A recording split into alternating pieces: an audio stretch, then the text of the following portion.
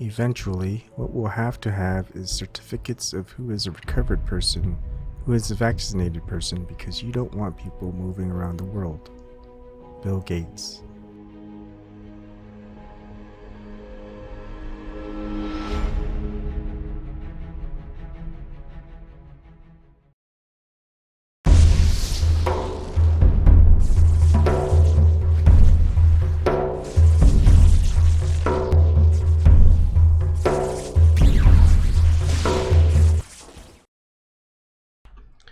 Good afternoon. Today is April 4th, 2020, and this should be a short one. Just some local news. Interestingly enough, I went to get some donuts at Super Saver with my son and daughter on a stroller. My wife was like, "Don't take them to the supermarket." So I had to tell her why, or ask her why. She goes, she couldn't tell me why. She just said, "Don't," and I said, "Do you trust government?" She goes, "No." "Do you trust mainstream media?" She goes, "No." And I go, "Then why?" And she goes, "I just have a feeling." So it's getting to her too. I took the kids anyway. Yeah, you didn't get coronavirus. Okay. Now let's see. I did. There's gonna be a lot of links in the description box to this video for YouTube and Steemit. And LBRY. I can't put in too much because it's just limited, but anyways, a while back I did a stream on October 19th, 2019 on topic ABC News, Turkey serial killers, and the Kentucky Knob Creek gun shoot. You know, there's a lot of videos that everyone else does, and I just kind of repeat it. So Gizmodo found something where ABC News was broadcasting fake Syria bombing video that's actually from a Kentucky military show in 2017. And you can go and rewatch that one because something similar just came up earlier, and I caught it from, I think it was Potter's Clay. It was really going on in 2020 part 2. And you can actually see it. So what happens is, like ABC has aired something, right? But they also, and all the links are in this video too. That's why I just put in my video. There's a mirror, because the actual video by ABC was taken down. You can see here, it was taken down. ABC News says, "Yeah, we're sorry. It was an editing issue." And the thing is, people already saw it. You know, everyone who watches TV, they're not going to go onto the internet and go, "Hey, was this news video like legitimate?" They're going to go, "Yeah, it's from mainstream news." And then there's actually going to be people going and looking into it and go, "Wait, whoa. It's ordinary people. They go, "Hey, that's not something in Syria. That's something that I saw in like 2017 in a gun shootout." It's like, wow, why does that look so familiar? And they'll tell someone, and someone else goes, "What, really?" Yeah. So, and you can actually see in the links, there's also another link by Matt Novak. So he goes, oh, that's the whole video there. There was a video. Oh, okay. Derek Knoll, right? He did he actually filmed it. He's got 38 subscribers. You think he's gonna kind of find out, or even if he did a video and found out that it was something that ABC aired, you know, how many people are gonna watch it? I mean, 102,000 views right there. But thing is, people who pick it up, and it's bigger, I guess, alternative media picks it up, and more people will find that and see that, right? Someone who has 38 subscribers isn't going to happen. Now, this is important because when I talk about how there are people filming empty hospitals, where these hospitals are supposedly like the epicenters of the coronavirus pandemic, the COVID-19, and they go there and it's empty. Mainstream media is not covering it. The algorithms for search isn't going to pick it up. And most of these people who are going out there and filming it are just curious, and they got nothing else to do, right? You know, they can't go to work. they probably have like less subscribers than me, you know. Definitely less than 2,000, probably less than even 200. Some people even have 38 subscribers, even though they have a video with over 100,000 subscribers. All right, so there's also another one that I'll show you later as well, and this is from Level Earth Observer. He knows that there's a mannequin that got coronavirus mainstream media busted. So there, you'll see that one. All right, so for the first one, here we go. Now, basically, CBS News. This is from the Gateway Pundit. They were caught using footage from an Italian hospital from 3 days prior to describe conditions in New York City, and they'll show you the details. And of course, CBS says, oopsies, sorry, we took down that video and made our apologies. It must have been an editing error. All right. Washington Times, they go, CBS News airs footage of overrun Italian hospital during report on New York City, right? Except, again, how many people who are watching mainstream media news on TV is going to go on the internet and say, hey, and see this? No. Look, there's in New York, they showed a hospital in New York City that was overrun by COVID-19 patients. What's great is someone actually did a video of a shot by shot of the Sky News that was originally aired on March 22nd in Italy, I guess, featuring an Italian hospital. And of course, this is the CBS This Morning March 25th video, and you can see it from the very start. This is the main hospital in Bergamo in Lombardy province. It's one of the most advanced hospitals in Europe. But it's the most hard hit of all the hospitals in. This is the main hospital. Yeah, so right now that's got 1.5 million views. Still, it's probably got more than 115 million or maybe even a billion people fooled. So there's that. Let's see. And here's the mannequin one, right? All right, now I'm going to show you the slam dunk. I'm going to prove to you 110% that they are staging things here, okay? So again, this is from the same video. Now watch this. They're actually using a doll here.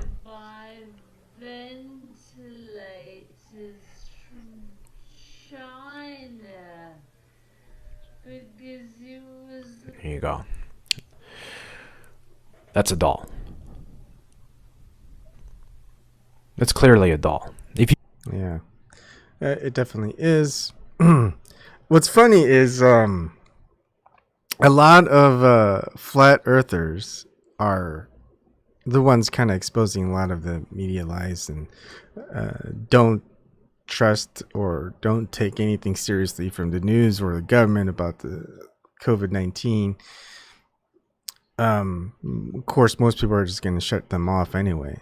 I think a lot of people who watch me and knew me from earlier, from a couple years ago and stuff, are being like, "Shit, I'm going crazy again with this crazy theories, whatever." I'm just showing you what the mainstream media is showing you.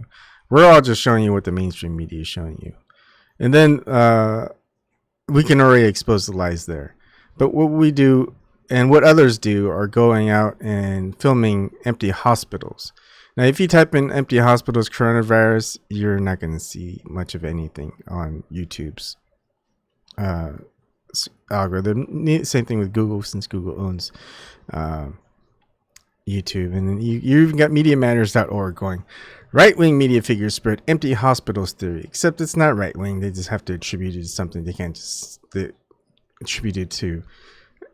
they had to put them all in one basket. Even if you go into DuckDuckGo, and I don't really trust DuckDuckGo anymore either. I mean, there's not much that, I mean, they're kind of saying the same thing. Empty hospitals, coronavirus hoax. I mean, at least that's good. But you'll see certain videos, and again, this guy has only 2,000 views or something like that. Let's watch what he has. I'd like to call to order this secret conclave of America's slow. Whatever. Anyways, if you watch Potter's Clay, you'll see a lot of empty hospitals. So he basically had a compilation of people looking at empty hospitals, going to hospitals where they say there should be hundreds, if not thousands, of people getting tested or in the hospital beds. A lot of activity. He's like, hey, we gotta figure out how to transport these people to somewhere else because we're running out of room, type of thing. Or some other hospitals run out of room and they go and bring people to this hospital. People watch a lot of medical shows, right? ER and a whole bunch of stuff. Those shows last multiple seasons. There's like 5 different medical shows on at any particular year, right? And those are very popular. And all of those shows just show people when things get busy, things get real busy. And then what people are seeing when they go to different places and asking people questions like, hey, this is a pandemic. The world is shutting down. Or the governments are shutting everything down, telling people to stay home. So they're asking people questions to see how things are in reality as opposed to what they hear on the news.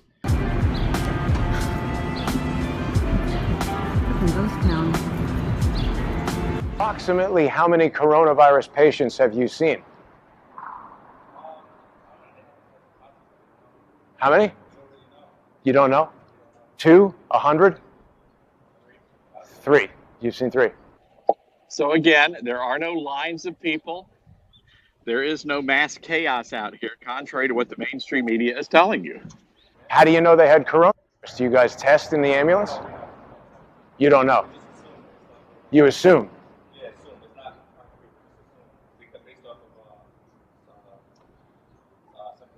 Symptoms. In this war against the coronavirus in Elmhurst, Queens, that hospital there, lines of people lining up already this morning for about the last 45 minutes. Confirmed cases, people waiting to get tested. Supplies are in demand there. Somebody said there would be hordes of people inside. That's why I didn't go in.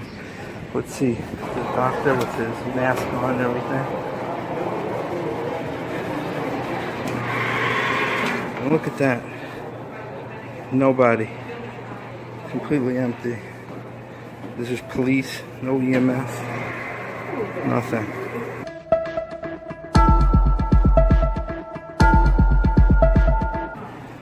Nothing, absolutely. Ghosts. That's all they got you afraid of, ghosts. With the growing number of patients as supplies dwindle. You can see barricades behind us set up here outside of the hospital to keep order here because so many have been lining up every day to get tested. Where's the long lines of people trying to get tested? I don't see that.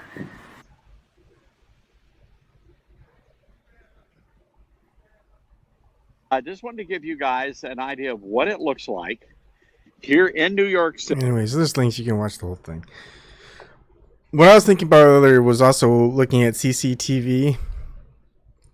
It's closed circuit television that's viewable from the public. Of course, none really show hospitals, but if anyone does find something where you can see a CCTV that covers kind of the entrance and exit of a hospital, just to see if there are long lines along these hospitals, let me know, because I think that would be a good thing, just to set up a live stream of live CCTV coverage of hospitals and seeing how busy those hospitals really appear to be.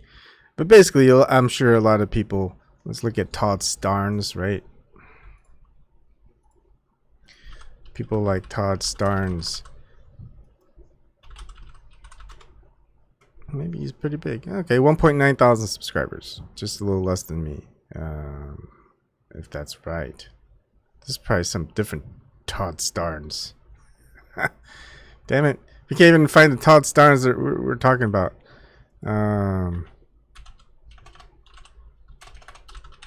We can't even find him. Is that the right Todd Starnes? Howard Wayfish? Maybe. This is okay. Todd Starnes Brooklyn Hospital. Interesting. Yeah, I guess he got it from somewhere else, but I don't know. He doesn't show a link. I upload this video to YouTube. It's not Todd Starnes. Anyways, yeah, he says that's not Todd Starnes, but even the one who shared it only has 19 subscribers. He got 5,000 views. So there's just people actually going out there and filming the hospitals, asking questions. I know Zoom Truth, Dave has been going out and doing the same thing, and even asking people questions about it. And it's funny, I would love to ask the people like Todd Starnes in this video who go out there and see it like, these are empty, and I guess mainstream media is lying, or government's lying. And then we'll go, so what do you think about flat earth? They go, oh, no, government's telling the truth on that one, especially mainstream media. They're telling the truth on that one. I don't think they're going to start thinking that way, are they? So the government has gone all in. The mainstream media has gone all in. Corporations have gone all in. You've had the most number of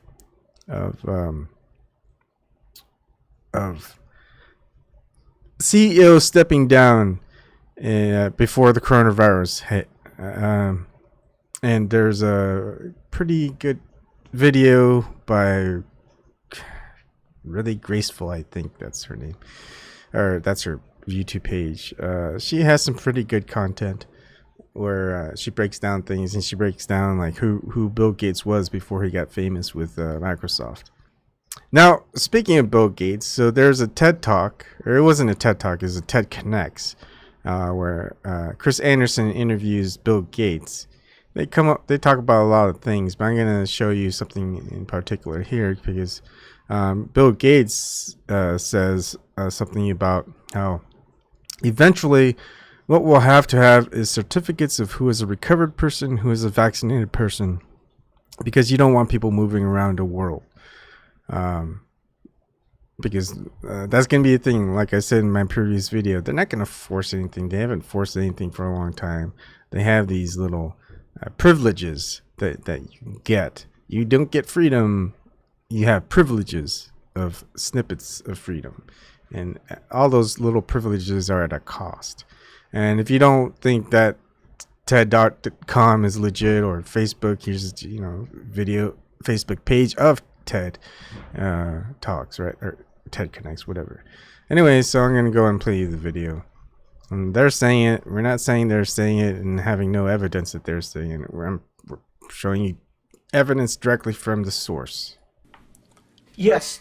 Until we came up with the self-swab and showed FDA that that's equivalent, we were thinking the people who might be able to man those kiosks would be the recovered patients. Now, we don't want to have a lot of recovered people. To be clear, we're trying through the shutdown in the United States to not get to 1% of the population infected. We're well below that today, but with exponentiation, you could get past that 3 million.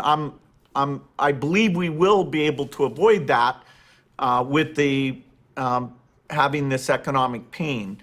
Eventually, what we'll have to have is certificates of who's a recovered person, who's a vaccinated person, because you don't want people moving around the world where you'll have some countries that won't have it under control. Sadly, you don't want to completely block off the ability for those people to go there and come back and move around. Bill, is your foundation helping to accelerate the manufacture of... So you heard it. Yep.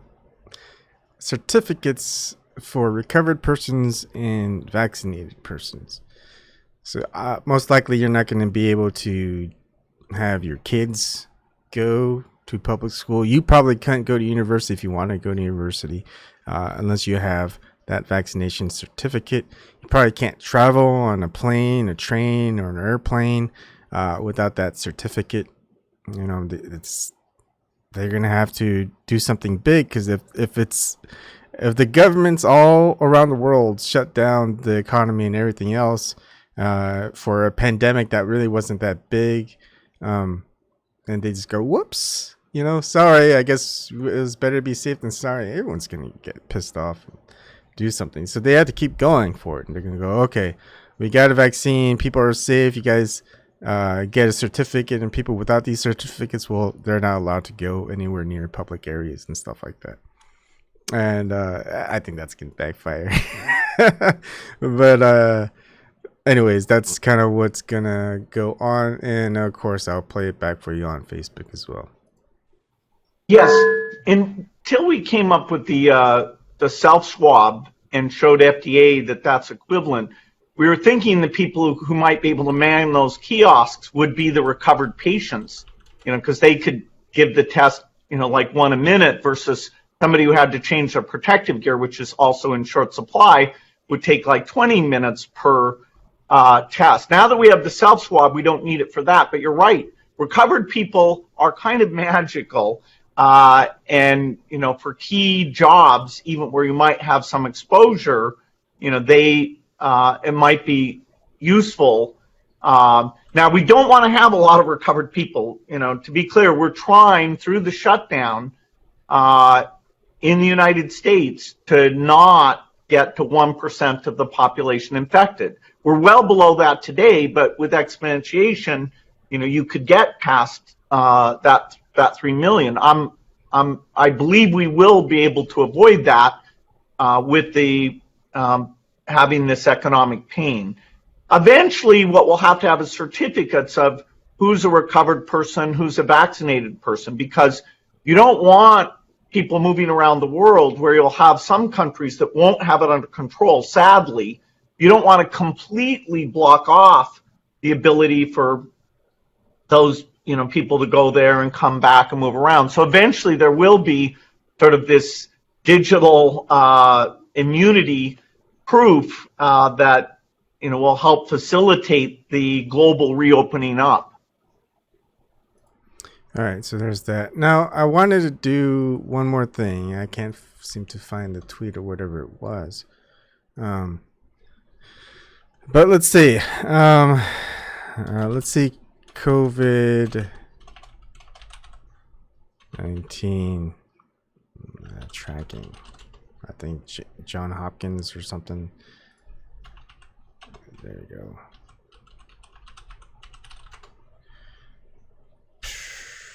I guess that's the first one that comes up. Okay, that's John Hopkins.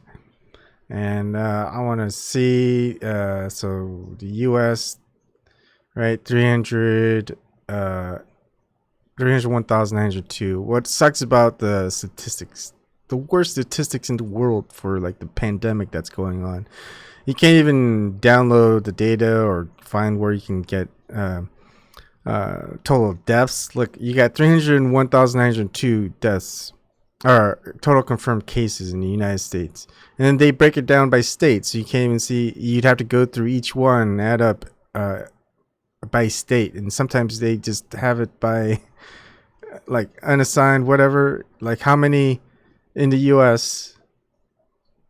like if 301,902 people are confirmed with cases, and you got 14,505 total recovered, does that mean that's like 285,000 whatever are dead?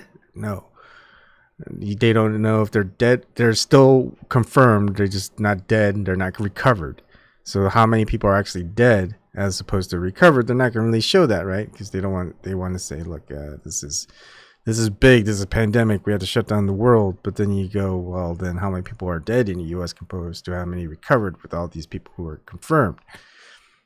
Because let's just say in a big case scenario that the death percentage of those who have confirmed cases of COVID-19 is 50%. So out of 15,000 people recovered, 7,500 people died. And maybe they have even mainstream media news. How many people died in U.S. COVID-19? Maybe they have an up-to-date figure on that one. U.S. top $7,000 in one day. Okay, so that was close. So that's going to be close to 50%. So 1% of the U.S. population is going to be around 1 million. No, not even 1 million, right? It's going to be like 3 million. So they're trying to prevent it at 3 million.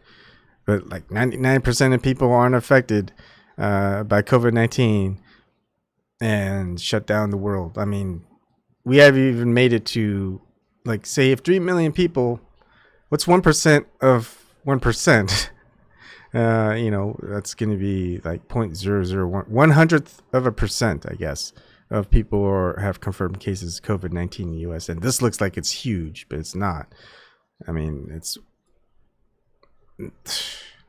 I think you put all the confirmed cases into a town in Nebraska, like Fremont, Nebraska, and that's about it. But say it reaches 3 million. That means if the death rate is still 50%, you got 1.5 million people that have died from coronavirus. And you actually add in the people who died from cancer, people who died from diabetes, people who died from like heart failures, and you're going to reach that same amount. And you don't stop the economy for that. People just have to move on. And again, a lot of people who I want to talk with, it's like, oh, somebody who has coronavirus. Like my wife said, her sister knew of one of her friend's dad having confirmed coronavirus, and I go, well, does that person have a pre-existing condition? And it's like, is that the only person? So is that person dead yet? So yeah, basically had to be of a relative of a friend of a relative that has coronavirus, and no details yet. And then I think a lot of people are going to be pissed because they're going to be like, look, this person, you're going to see on a lot of videos that you have that are small. And that's what's kind of important, is to find people who have kind of truth seekers, asking questions they've been doing for a long time. A lot of them flat earthers, and they'll show other people's videos because other people just don't have a lot of subscribers, a lot of views, and then someone will go, hey, I'm on this chat, or I have this video up, can you share it, and stuff like that, and people will take a look at it and share it. I don't know how that works because I don't get a lot of people who do that on my stuff. But still, let's do a search on actually I see a lot of Twitter. And actually, we might do a better job if we actually go to DuckDuckGo. Relatives claim did not have coronavirus death. Let's see. So what I've seen in some videos is people on Twitter, whoever, they went to the hospital with one thing. It was nothing like a cold. It was nothing like coronavirus. They had a pre-existing condition. They got into the hospital and they couldn't visit that family member in the hospital. And then that person died in the hospital. And they said that person died of coronavirus, COVID-19. And family members going, no, that ain't right, because they didn't go into the hospital with that, and they're saying it died, and so they can't even go and have it verified. They can't even see their dead body. They can't even have a funeral for that person, right? So first off, if you're hurting or whatever, do not go into the hospital. You're gonna have to try to get doctors to come to your place and have family members around and say, look, take videos of it, have some proof and evidence, and saying they're probably just going to kill them off, oddly enough. And so yeah, just I'll try to find more of those videos of just do a compilation, I guess, of people saying, look, there's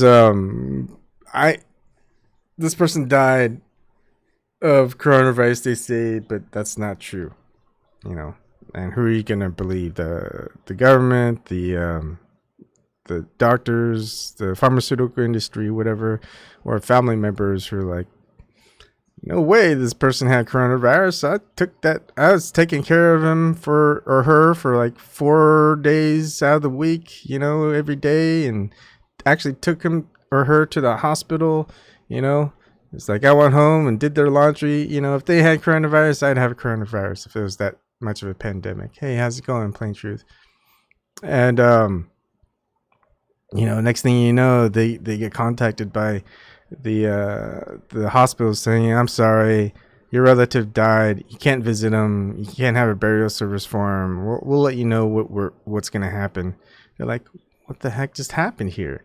That person was fine. You just wanted to go to the hospital and, you know, and try to get better." Anyways, you're gonna find out a lot of that too. So a lot of that's all buried under. You really have to look at people who don't have many subscribers, a lot of views, but always put out some video about things like that. And yeah, more people are kind of waking up to what's really going on, and people are still, I'd say, kind of figuring things out. I mean, you can't help but notice the lies when they're obviously going all in about it, and there's just, you know, so much to see that there's fakery going on. And I love how they'll just put it out there. They don't care. It's like, you know how much the anchor makes when they display the video. You know how much probably that video editor makes just for that little snippet that airs on TV in a year, or in probably even a day. They make a whole bunch. And this mistake, you know, how many people who actually watch TV are going to go and find out that video portion was fake? They think that was actually real. And then if they do, they go, "Oh, okay, it was an honest mistake." Except this honest mistake seems to happen so often. And that's the plan. So they say it's an honest mistake. We edited it out, you know, and life goes on. The show must go on, right? Okay, so that's really it. I'm gonna go out and spend some time with the kids, even though I spend a lot of time with them during the day, during the weekday. But I think I'll have something I wanted to talk about later. If not tonight, maybe tomorrow night or something like that. Which has a lot to do with more of philosophy, I guess you could say, of material and spiritual self, or material spiritualness. I don't know how to break it down. But it's like this. You know, imagine we're here. It's kind of like the idea of you're making a sculpture, right? You're an artist. If you're not an artist, whatever, you're attempting to make something out of nothing, like alchemical process, I guess. But you have, let's say you're making a sculpture. You have a whole bunch of clay. Now, depending on how much clay you have and what you envision, you have to gather up the clay first. And you're not going to add on a whole bunch of things to make that sculpture. No, you find as much material as you can. When you think you're ready, you start carving away at that sculpture until you finally find the essence of what you wanted. And that could be yourself. And it's kind of the whole idea of the materialism, right? When you go out and meet people, have interviews, want to find someone to date and, you know, get more intimate with, you put on more layers of yourself. That's materialism, right? You put on nicer clothes, you put on makeup, you put on, you know, hairdo stuff. You add on more. You go out, you want to have a nice wallet, you want to have a nice coat, you want to have a nice car, you know, all this materialistic possession to just kind of exude your material self. Just because that's an attractor for others who have the more material ideal. And then you realize that, and the person you meet realize, well, that's not your true self. I want to find who that true self is, that intimacy type of thing, right?